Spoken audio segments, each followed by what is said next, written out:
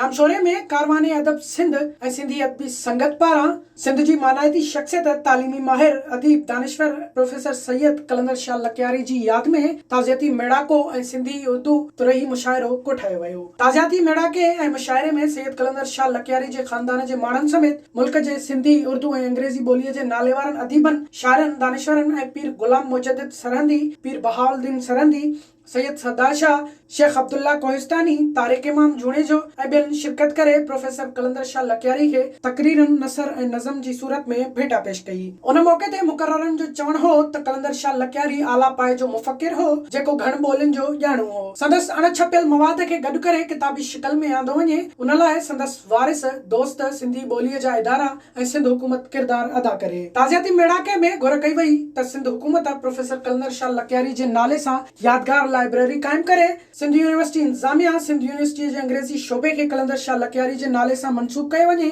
ऐं institute of सिंधालॉजी में संदसि नाले सां कार्नर कायम कयो वञे। ताज़ियाती मेड़ाके ऐं मुशाइरे जे मौके ते किताबनि जो स्टॉल पिणु लॻायो वियो हो, जिते सिंधी, उर्दू ऐं अंग्रेज़ी ॿोलीअ जा किताब रखिया विया हुआ, जिन में शाइरी, तारीख़, लतीफ़ियात, असानियात सूदो मुख़्तलिफ़ मौज़ूअनि जा किताब शामिल हुआ। विज़िट कयो अवामी आवाज़ मीडिया ग्रुप जी वेबसाइट awamiawaz.pk